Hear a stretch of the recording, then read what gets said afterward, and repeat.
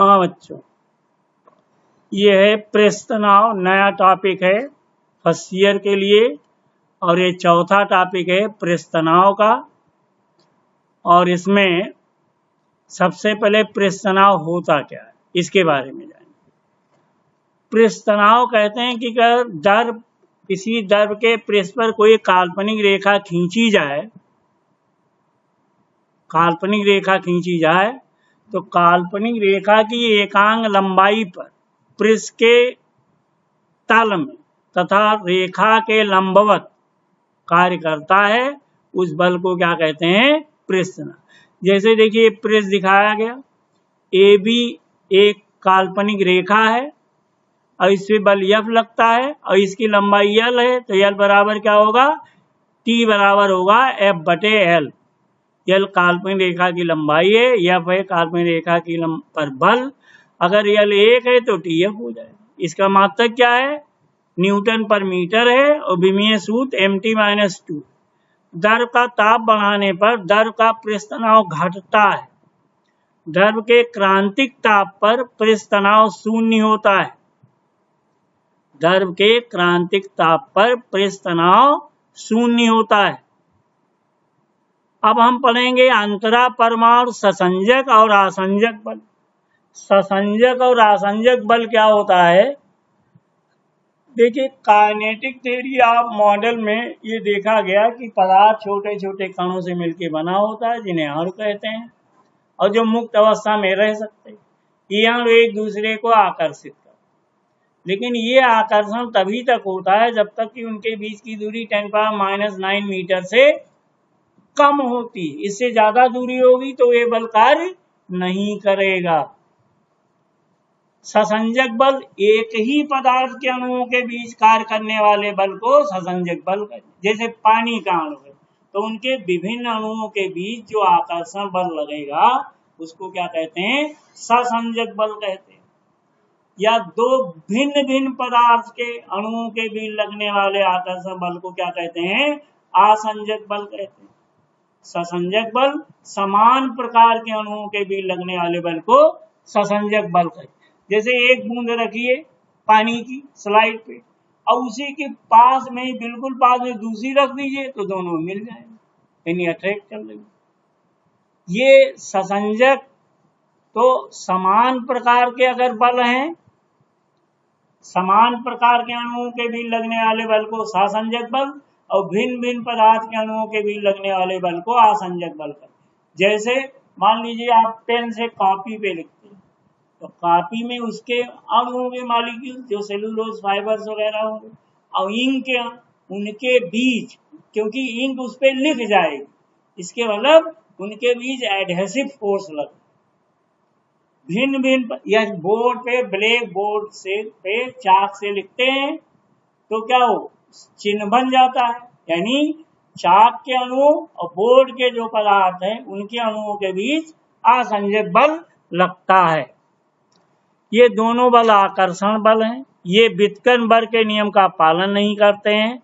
अगर अणुओं के बीच 10⁻⁹ मीटर से कम दूरी है तो ये बल का मान तेजी से बढ़ता है। जैसे किसी द्रव की बूंद संपर्क में आने पर क्या हो मिलकर एक हो जाती है।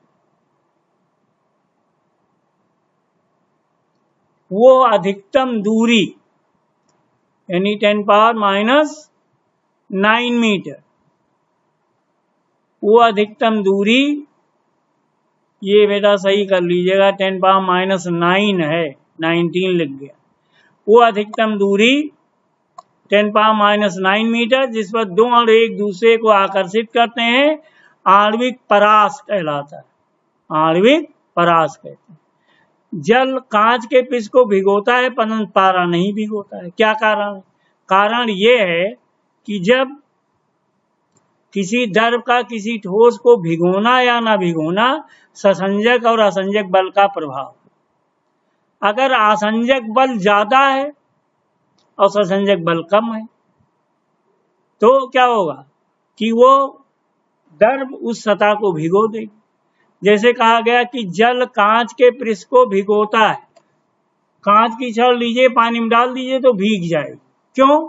क्योंकि जल के अणु और कांच के अणुओं के बीच आसंजक बल जल के ससंजक बल से अधिक होता है, इसलिए वो भिगो देता है।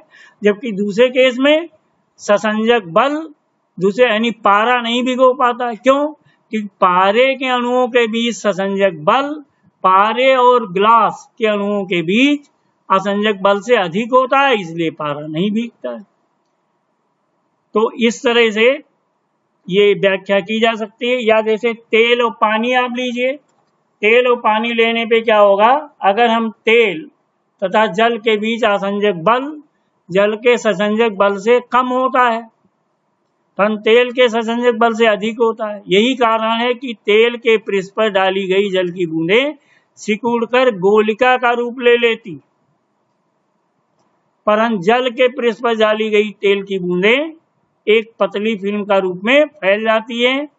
या स्याही और कागज के बीच आसंजक बल स्याही के ससंजक बल से अधिक होता है, इसलिए स्याही कागज पर चिपक जाती है। ससंजक बल के आधार पर पृष्ठ तनाव की व्याख्या। ससंजक बल के आधार पर पृष्ठ तनाव की व्याख्या देखिए, आपने देखा काइनेटिक मॉडल में कि अगर अणुओं के बीच 10⁻⁹ मीटर की दूरी है से कम दूरी है तो उनके बीच आकर्षण बल कार्य करता है। हम यहाँ देखेंगे कि अगर हम 10⁻⁹ मीटर की दूरी लेकर के एक गोला खींच लें, 10⁻⁹ मीटर की दूरी लेकर के एक गोला खींच लें, तो उस गोले को क्या कहते हैं, आणविक सक्रियता का गोला, एक्टिविटी ऑफ मॉलिक्यूलर एक्टिविटी, आणविक सक्रियता का गोला, स्फीयर ऑफ मॉलिक्यूलर एक्टिविटी। तो अब इसमें कम है तो आकर्षित करेंगे, ज्यादा दूरी हो गई तो बल नगण्य।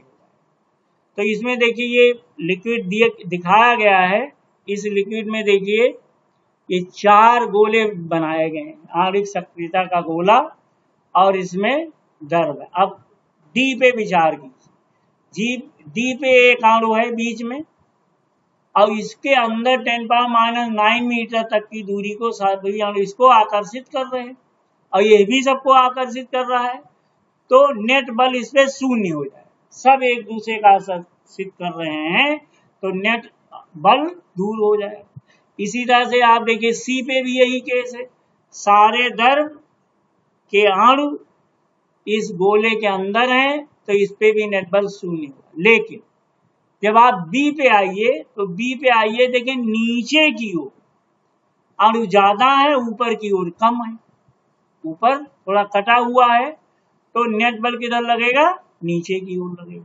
या बिल्कुल पृष्ठ पे आइए कि गोला खींचा गया, अणु ए है तो नीचे तो सारे अणु इसको आकर्षित करेंगे, लेकिन ऊपर कोई अणु है ही नहीं तो ऊपर बल नहीं लगेगा, तो नेट बल किधर लगेगा, नीचे की ओर लगेगा।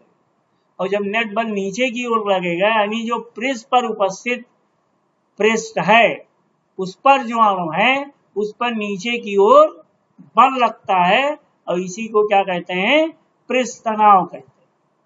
अब द्रव की पृष्ठ ऊर्जा, द्रव की पृष्ठ ऊर्जा क्या है, जब किसी द्रव का पृष्ठ क्षेत्रफल बढ़ाया जाता है तो द्रव के कुछ अणु उसके अंदर से मुक्त पृष्ठ पर आ जाते हैं, और जब नीचे से ऊपर आएंगे तो ये आकर्षण बल के विरुद्ध कार्य करेंगे, और यही कार्य उसमें पृष्ठ में, नवीन पृष्ठ में स्थितिज ऊर्जा के रूप में संचित हो जाता है। इससे स्पष्ट है कि द्रव पृष्ठ में स्थित अणु अपनी स्थिति के कारण कुछ अतिरिक्त ऊर्जा रखते हैं, अतः द्रव के मुक्त पृष्ठ के प्रति एकांक क्षेत्रफल को, इस अतिरिक्त ऊर्जा को पृष्ठ ऊर्जा कहते हैं, that is called surface energy. अब पृष्ठ तनाव तथा द्रव के मुक्त पृष्ठ के क्षेत्रफल का विस्तार करने में किया गया कार्य। अगर पृष्ठ तनाव है, जैसे एक ये देखिए तार दिखाया गया मुड़ा हुआ ABC, और एक इसमें ये छड़ है पतली PQ, सीधा तार है PQ, और एक फिल्म बनी हुई है जल, 2 पृष्ठ है, एक ऊपर एक उसके नीचे। तार की लंबाई L है, जब इसको तार को खिसकाएंगे तो फिल्म बड़ी भी होगी, बढ़ जाएगा एरिया, और पृष्ठ तनाव के कारण फिल्म का मुक्त पृष्ठ सिकुड़ने की चेष्टा करता है, अतः तार ऊपर की ओर चलता है। तार PQ को साम्यावस्था में रखने के लिए इस पर एक समान बल नीचे की ओर F लगाना पड़ेगा। यदि PQ को खिसकाकर फिल्म की भिन्न भिन्न लंबाइयां लें तो ज्ञात होगा कि तार को साम्यावस्था में रखने के लिए लगाया गया बल F तार PQ के लंबाई में फिल्म की लंबाई L के अनुक्रमानुपाती। अब दो पृष्ठ है, इसलिए क्या करेंगे, इसमें दोनों तरफ की फिल्म लेंगे तो ये बल जो लगाएंगे F समानुपाती 2L हो जाएगा, या F = T × 2L। तो T क्या है, द्रव का पृष्ठ तनाव है। माना है कि तार को नीचे की ओर एक सूक्ष्म दूरी Δx तक चलाया जाता है, इससे फिल्म के पृष्ठ क्षेत्रफल में वृद्धि हो जाती है।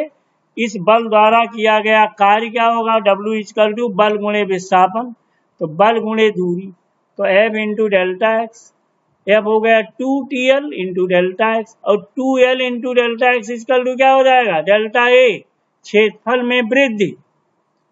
और यदि ΔA = 1 तब T क्या हो जाएगा, T = W हो जाएगा। तो इस तरह से ये आर्टिकल आपका समाप्त हो गया। अब अगला PDF नेक्स्ट डे भेजा जाएगा आपको, और